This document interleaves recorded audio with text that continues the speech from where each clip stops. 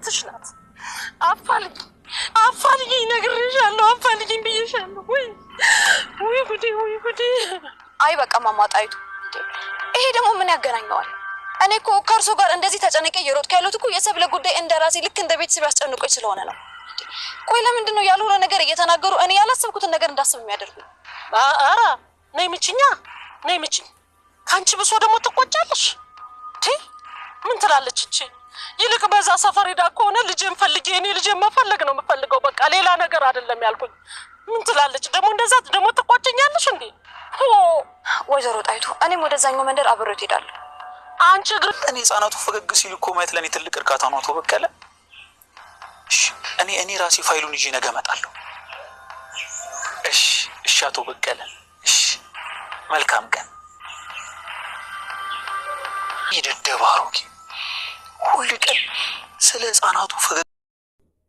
ላሊና ባቡሬ የሰርጋቸው ፎቶ ተቀዷል። እንግዲህ ማን ያቀደደው ይመስላችኋል? እንግዲህ አሁን ላይ ማርታ ወደ እነሱ ከመጣች ጀምሮ ላሊ ምንም ሰላም አላገኘችም። ግን ደግሞ ይባስ ብሎ ፎቶቸው ተቀዷል። ላሊ አብዳለች። እንግዲህ ይሄ ነገር እንዴት ነው ሊሆን የሚችለውና እንዴት አድርገው ይሄ ነገር መቋቋም የሚችለው ብላ በጣም ተናዳለች። ላሊ በጣም አኩርፋለች። ወይዘሮ ጣይቱ እንግዲህ ወደ እነሱ ቤት ሄዳ ነበረ። ግን ደግሞ ላሊ በጣም ከፍተዋት አኩርፋ ስታያት እንዴት ነው እኔ ወደ አንቺ ቤት መጥቼ ለምንድን ነው ቡና ማታፈዩ ቤቱን ማታጫጭስበት እያለች በጣም ስታስጨንቃት ነበረ። እኔ እኮ እንደ እናትሽ ነኝ፣ እንዴት ነው እኔን ስታይ የምታኮርፊው? ቤቱ ሁሉ እንዳንቺ ያኮርፈዋል እያለች በጣም ስትናገራት ነበረ። በዚህ መሀል እንግዲህ ባቡሬ ምንም ነገር ማለት አልቻለም። ባቡሬ በዝምታ ቁጭ ብለዋል። ላሊንም በጣም ስትጨቀጭቃት ነበረ። ወይዘሮ ጣይቱ ላሊን ዝቅ በማድረግና ስለ ላሊ በብዙ ነገሮች ሌላ ነገር እንዲሰማ ስታደርግ ነበረ። በዚህ መሀል ግን ወይዘሮ ጣይቱ እኔ ምን አድርጊዎት ነው እንደዚህ የምታደርጊኝ እያለች ብትናገራትም እንግዲህ አሁን ላይ ላሊ የምትናገረው ነገር አንቺ ነሽ እንጂ እኔ አንቺ ቤት መጥቼ እንዴት ዝምት ያለሽ እያለች ነበረ። ያኮረፈችበትና ፊቷም የጣለችበትን ነገር ስትጠይቃት ነበረ። የሰርጋችን ፎቶ ተቀዶ መሀሉ ላይ ተቀዶ መሬት ላይ ተጥሎ አገኘሁት ብላ ትናገራለች።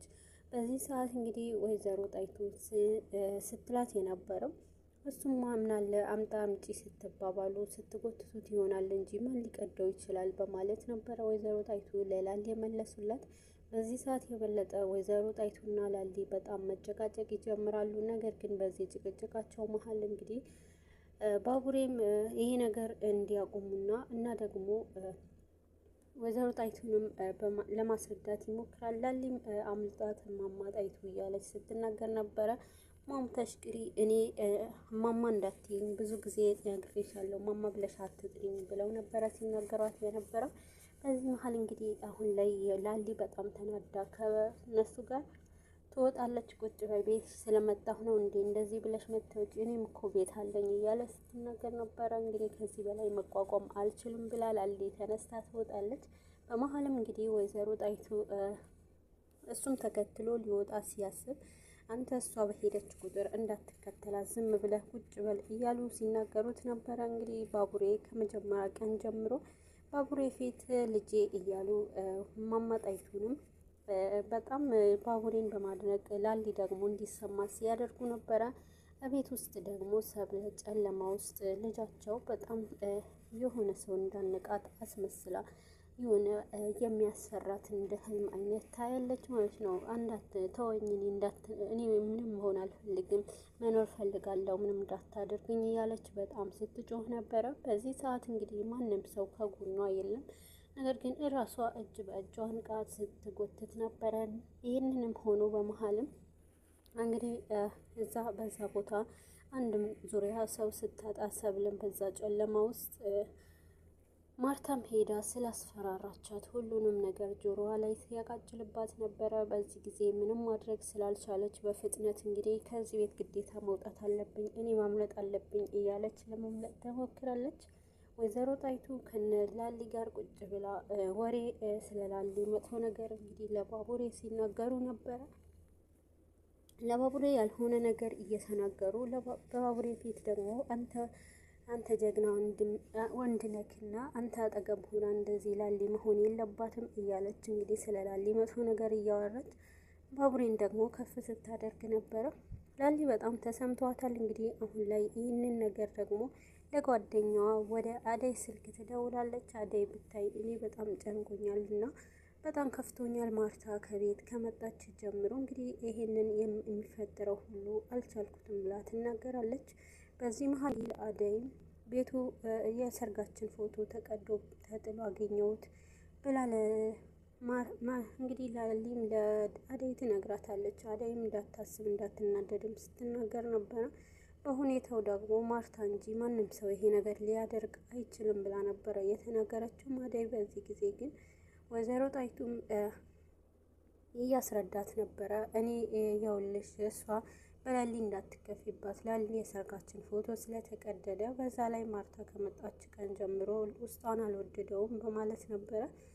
ወይዘሮ ጣይቱ እኔም እሷ እዚህ ስትመጣ ደስተኛ አልነበርኩም እና ስለዚህ እኔ ወደዚህ ቤት ለምን አስገባችኋት? እኔ እኮ እንዳትገባ በጣም ብዙ ነገር አድርጊያለሁ፣ እንዳትገባ እኔ ሁለቴ ነው እኮ በጥፊ የመታዋት እያለች እንግዲህ ስትናገራቸው ነበረ።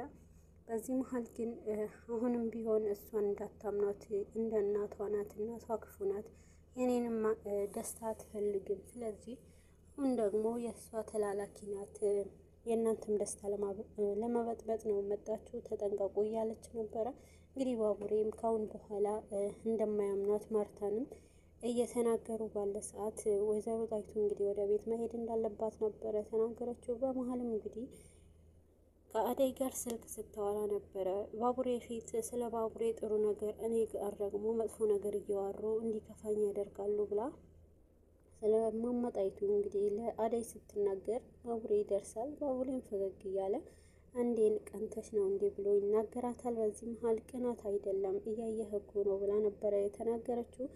አሁን ላይ እንግዲህ ወይዘሮ ጣይቱ ወደ ቤት ትሄዳለች። በሄደች ሰዓት ግን አሁንም ስለ ላሊ እንዴት ቤቷ ሄጄ ዝም ትለኛለች፣ እንዴት አደርጋለች እያለች እንግዲህ ወይዘሮ ጣይቱ እዛ ላሊ ከገባች ቀን ጀምሮ ስለ ላሊ ያላት አመለካከት ስትናገር ነበረ። አሁንም ስለ ላሊ መጥፎ ነገር እያወራች እንዴት እንደዚህ እኔ ያሳድጊያት እኔ እንደዚህ ብያት እያለች እንግዲህ በጣም ተናዳ ስታወራ ነበረ። በዚህ መሀል ወይዘሮ ጣይቱ በዚህ ነገር በጣም እንደከፋ ስትናገር ነበር እና በመሀልም እንግዲህ ላሊም ከባቡሬ ጋር ሆና በእሷ እንዳትናደጂ እሷ እኮ በጣም ስለምትወድሽ ነው ብሎ ነበረ። እንግዲህ ባቡሬም እያረጋጋት የነበረው እሱን አውቃለሁ፣ ግን እኔም እኮ እንደ እናቴ ነው ማለት እኔ እኮ አብዛኛው ጊዜ በእነሱ ቤት ነው ያደግኩት፣ የማድርበትም አብዛኛውን በእኛ ቤት ሳይሆን እነሱ ቤት ነበረ ብላ ነበር የተናገረችው። አሁን ላይ ማርታ እንግዲህ ከባድ የሆነ ነገር እንደምታደርግ ነው ከእርሷ ጋር ዲቦራ እንግዲህ ከሀቢብ ጋር ሆና በጣም ስትጨቃጨቅ ነበረ። ና ባልኩት ሰዓት መምጣት አለብክ፣ እንዴት ነው ወደ ኋላ የምትቀረው ብላ ነበረ በጣም ተናዳ። ዲቦራም ሀቢብንም በጣም ስትናገረው ነበረው። በዚህ በኩል አንቺ፣ በዛ በኩል ደግሞ እህትሽ እንዴት ነው የምታስጨንቁኝ በማለት ነበረ የተናገረው። እንግዲህ ሀቢብ ይሳቅን በሌላኛው መንገድ ያስጨንቀዋል። ሀቢብ ደግሞ በዚህ በሶስታቸው መሀል ሆኖ ስቃይ ውስጥ እንዳለ ነበረ የተናገረው። እንግዲህ ዲቦራል ስለሌላው ነገር አያገባኝም፣ እኔና ባልኩት ሰዓት ትመጣለህ እና ደግሞ እነሱንም እናሰቃያቸዋለን፣ ከእኔ ጋር ትሆናለህ ብላ ነበር የተናገረችው። ሀቢብም እንግዲህ ለዲቦራ እኔም ኢሳቅ ተጫውቶብኛልና መጠቀሚያው ስላደረገኝ አንቺ ጠንካራ ነሽ፣ ከአንቺ ጋር ጥንካሬ ኖሮኝ እንዳንቺ እነሱን መበቀል እፈልጋለሁ ብሎ ነበረ ከዲቦራ ጋር የተስማማው። እሱንም እናያለን፣ በተግባር እንድታሳየኝ ነው የምፈልገው በማለት ነበር እንግዲህ ዲቦራም ለሀቢብ የተናገረችው። በዚህ ሰዓት እንግዲህ አሁን እህቴ የት ናት ብላ እህቷን እንደምትፈልግ ነበር የጠየቀችው። እህቷ ታች ሰፈር እንዳለች ትናገራለች። ሰብለ ከቤት ጠፍታለች ማለት ነው። ከቤት ጠፍታ እንግዲህ መንገድ እየሄደች እንዳትይዙኝ እባካችሁ ተውኝ፣ እንዳትቀርቡኝ እያለች በጣም ስትጮህ ነበረ። በዚህ መሀል እንግዲህ በጩኸት ወደዚህ ወደዛ ስትልም ነበረ እና ደግሞ ማንንም ሰው እንዳላያት ነበረ። ሀቢብ ግን አንድ መንገድ አጠገብ ቁጭ ብላ እንግዲህ ደርስባታለች። የጣይቱ ልጅ አይደለችም እንዴ በማለት እንግዲህ ወደ እሷ ይጠጋል። በዚህ ሰዓት እንግዲህ ወደ እሷ በሚጠጋ ሰዓት እሷም ግን ይህንን ነገር አንተም ደግሞ ልትይዘኝ ነው መጣኸው በማለት በጣም ተናዳ ትናገረዋለች። እንዴ ምን የምትይው? አንተም ዞር በል ሂድ፣ ምን ልታደርገኝ ነው? አንተ ደግሞ ሁላችሁም ናችሁ እያለች እንግዲህ በጣም ተናደ የሆነ በፍርሃት ስሜት ስትናገር ነበረ። እኔ እኮ ሀቢብ ነኝ አላወቅሽኝም እንዴ? ምን ሆነሽ ነው እዚህ እንደተቀመጥሽው? እያላት ነበረ። እሷ እንግዲህ እንደ እብደቷም ስታወራ ነበረ። እትዬ ጣይቱ ቤት ውስጥ ስላጧት ልጅ የት ሄደችብኝ እያለች እንግዲህ በጣም ስትጮህም ነበረ። ወደ እነላሊም ሄዳለች። ወደ እነላሊም ሄዳ አሁንም ላሊን ማውቀሷን አልተወችም። ላሊን እየወቀሰች እንደ እህትሽ እኮ ናት፣ ለምንድነው የማታፋልገኝ እያለች አብራት ያለች እንኳን ስለ ላሊ መጥፎ አመለካከት ስታሳይ ነበረ። አሁን ላይ ዲቦራና ማርታ ተገናኝተዋል።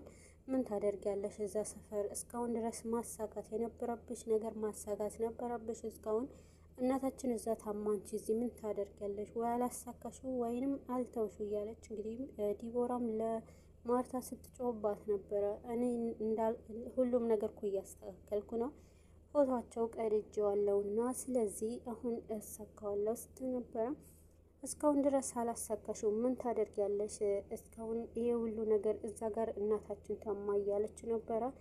እና ደግሞ አንቺ ወደ እናታችን ታስፈልጊያታለሽ ሂጂ፣ እኔ ለሁሉም ነገር አለው ብላ ትናገራታለች። ማርታ በዚህ ሰዓት እንግዲህ እና እኔ ስለሌሊ ጉዳይ ጨርሰዋለሁ ብትልም ስለ እሱ እኔ ያለሁኝና አንቺ በፍጥነት ሂጂ አሁን እናቴ ጋር ሂጂ ብላ እንግዲህ ትናገራታለች። ዲቦራም የተናገረችው ነገር ማርታንም ስላላስደሰታት ማርታ ዲቦራ ላይ እንደማትታዘዝ ስትናገር ዲቦራ በጥፊ ትመታታለች። ለማርታ እንዴት ትመችኛለሽ? እኔ እኮ ታላቅሽ ነኝ፣ እንዴት እንድታደርጊያለሽ እያለች ነበረ።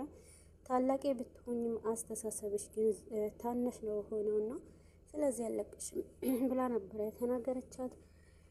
ሰላሞችና የተከበራችሁ ቤተሰቦች እንኳን ደህና መጣችሁ። ዛሬ ሶዞ ድራማን ነው ማካፍላችሁ። እንግዲህ ወይዘሮ ጣይቱ አሁን ላይ ከላሊ ጋር ያላት ችግር ምንድን ነው? ሌላኛው ደግሞ ማርታና ዲቦራ በሁለት አቅጣጫ ሆነው ላሊንም ለማጥፋት እንግዲህ እናታችን በዚህ እድሜዋ እንደዚህ አይገባትም ብለው እንግዲህ ላሊን ለመጣል አሁንም ተነስተዋል። ላሊ ምን አይነት ስቃይ ውስጥ እንደገባች እንግዲህ ማነው ስላሊንም ረድቶ ከነዚህ ሰዎች የሚያወጣት አብረን ነው የምናይ ይሆናል።